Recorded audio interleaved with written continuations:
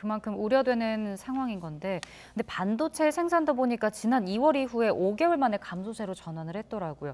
뭐 그동안 정부가 반도체 업황 개선에만 너무 좀 이렇게 매몰됐던 거 아니냐 이런 지적도 나오던데요. 왜냐하면 이제 우리나라 경제 전체를 볼 때 반도체는 상당히 중요한 부분이거든요. 뭐 설비 투자의 한 20%, 수출의 한 20% 정도를 차지하고 있기 때문에 반도체 업황이 개선되어야 한국 경제가 회복이 되는 거는 맞습니다. 맞고.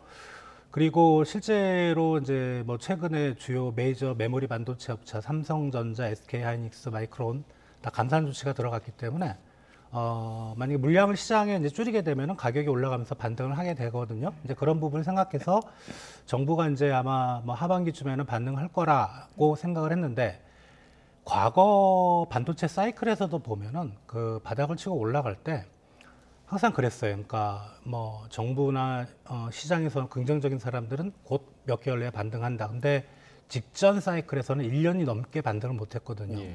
그러니까 그런 생각을 해보면 지금도 반도체는 그렇게 회복되기는 어렵다. 특히 가장 큰 근거는 뭐냐면 이제 시청자분들께서 잘 모르시겠지만 우리나라 반도체 전체 수출 중에서 중국으로 가는 수출이 54%입니다. 예. 즉 중국 경제 회복 없이는 반도체 업황의 회복은 없습니다.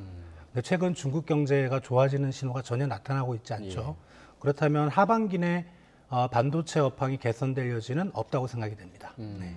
전체적으로 이제 그 경기 부양을 위해서 정부가 뭐 재정을 풀어서 그런 역할을 해주는 것도 지금 어려운 상황인 것 같은데, 왜냐하면 우리가 세수 부족 얘기를 계속 하잖아요. 그래서 7월까지 국세 수입이 43조 원 넘게 줄면서 역대 최대 세수 펑크가 현실화할 것이다. 이런 우려도 좀 있죠. 예, 그러니까 그 국세 수입 감소된 걸 보면 이제 법인세하고 소득세인데 이게 예. 이제 개인들이 버는 돈, 법인세는 기업이 버는 돈, 이게 경기가 나빠서 그런 거죠.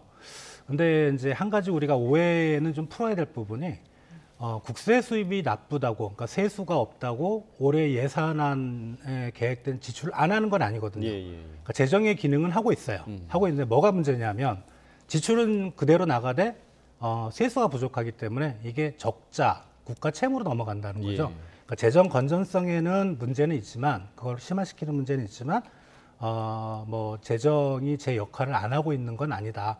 오히려 푸는 돈은 그대로고 민간에서 뺏어가는 돈은 주니까 오히려 경기를 진작시키는 효과는 있을 거다. 이제 그런 논리가 있습니다. 예.